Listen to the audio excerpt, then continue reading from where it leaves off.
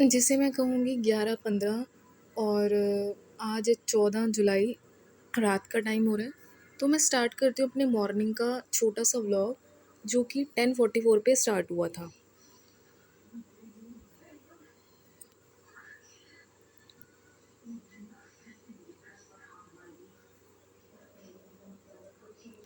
यहाँ पे बेसिकली आपको पीछे रूम नज़र आ रहा है और मेरा कैमरा बिल्कुल फिट नहीं था और मैं बिल्कुल फ़िल्म की शूटिंग की तरह करने की कोशिश कर रही थी और मैं मंदिर में पूजा कर रही थी।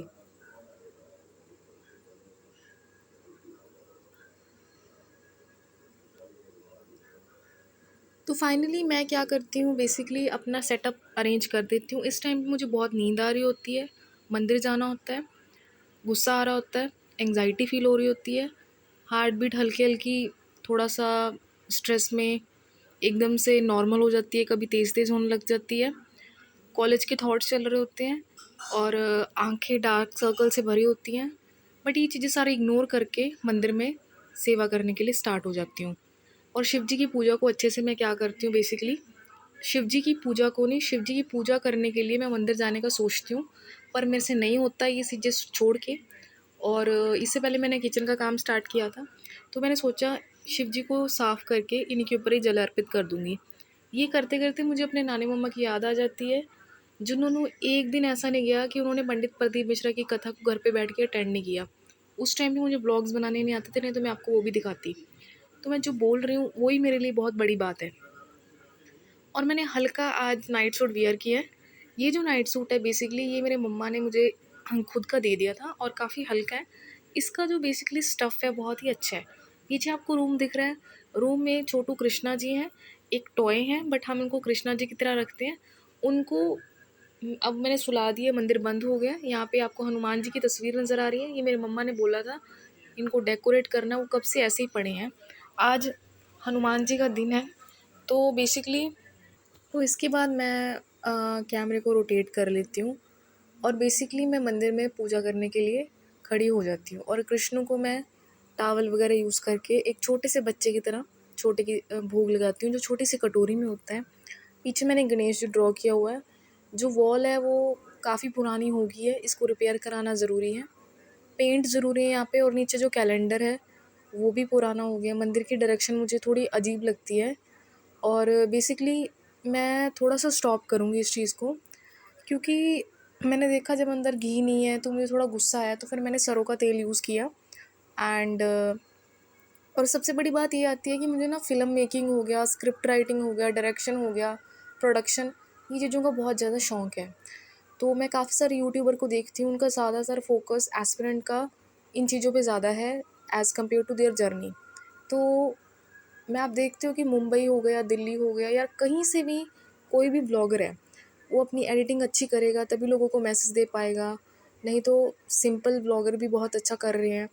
बट आर्टिस्ट एक ऐसा इंसान है, आपके दिल और दिमाग में वो चीज़ें अगर चलने लग जाएँ, क्योंकि मोस्टली कॉलेज के बाद एक ऐसा टाइम आता है कि सबने आर्टिस्ट बनना होता है। चाहे आपके पेरेंट्स हैं, चाहे आपके ब्रदर एंड सिस्टर हैं, सबका मन करता है कि वो आर्टिस्ट बने। एक एज आती है। कई बार मेरे दिमाग में जैसे गाने चलते हैं दिलजीत दोसांझ के, और अभी जैसे तुलसी वाला सीरियल चल रहा है, तुलसी तेरे आंगन की, जिसमें स्मृति ईरानी जी ने दोबारा से कमबैक किया है। उन्होंने क्या शो किया है कि जो कई घरों में अब हो रहा है, अब क्या हो रहा है, प्रॉपर्टी को लेके प्रॉब्लम चल रही हैं। दूसरा टॉपिक है कि जो लड़के और लड़कियां अपने इमोशंस दबा रहे हैं पर वो शादी करना चाहते हैं। तीसरा टॉपिक ये है कि बेसिकली टाइम के हिसाब से प्रॉपर्टीज़ वगैरह काफ़ी ज़्यादा, उसके बीच में घर में जो कलेश होता है, लड़ाई होती है, एंग्जाइटी होती है, वो टॉपिक को दिखाया जा रहा है। वो मेन कैरेक्टर वो खुद प्ले कर रही हैं, उनके बेटा बेटी, बहुत लंबी जनरेशन है, एक ट्री की तरह है। तो ये चीज़ें ना मेरे घर में मुझे देखने को मिलती हैं। मैं एक्सप्लेन नहीं कर रही हूँ, मैं पर्सनल चीज़ों को शो नहीं कर रही हूँ, बट मेरी चीज़ें क्यों कनेक्ट करती हैं, मुझे ऐसा लगता है जैसे मुझे टॉपिक समझ आ गया कि इनका टॉपिक क्या है। तो कई बार दिमाग इसलिए हिल जाता है कि वो बार बार क्यों वो चीज़ सेंसिटिव, क्यों वो बार बार उस चीज़ को दोहरा रहे हैं। वो ये साबित करना चाहते हैं कि सबको मिल के रहना चाहिए, उस चीज़ को कैसे सॉल्व किया जाना चाहिए। तो उनके घर में बहू होती है, बहू के आगे जेठानी होती है, तो इतनी लंबी फैमिली है। पहले तुलसी वाला सीरियल कुछ और था, तो आप ये देखो 2 ज़िंदगियाँ चल रही हैं, एक साइड पे आप दूसरे साइड पे हो, एक साइड पे आप दूसरी साइड पे हो। भगवान एक है, वो अपना कर्म कर रही हैं एक्टिंग होने का, तो एक आप अपना कर्म कर रहे हो। जब दिल आपका बहुत ऊपर लेवल तक चला जाता है ना, जब तब आर्टिस्ट पैदा होता है। तो आर्टिस्ट पहली बात तो कभी भी मरता नहीं, अमर रहता है। फिर उसके बाद मैंने बेसिकली यहाँ पे मैंने फ़ोन को रख दिया था।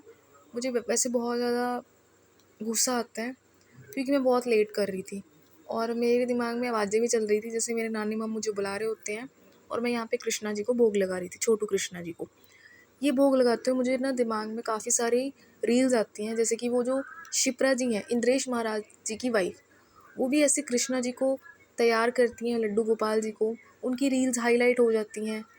तो अगर मैं रोज़ वीडियो बनाऊँ तो मेरे रोज़ इमोशन क्या शो होंगे कि मैं मेरे दिमाग में, मेरे मन में चल क्या रहा है। तो अभी अभी रात को मेरे दिमाग में बहुत सारे एस्ट्रोलॉजर वाली वीडियो चल रही है। तो वो ये कहते हैं कि मैं 4 नंबर हूँ, मैं राहु का नंबर हूँ, टेक्नोलॉजी से, सोशल मीडिया से, मार्केटिंग से बहुत सारी मैं चीज़ें को अट्रैक्ट करती हूँ। मेरे लिए बिज़नेस करियर अच्छा रहेगा।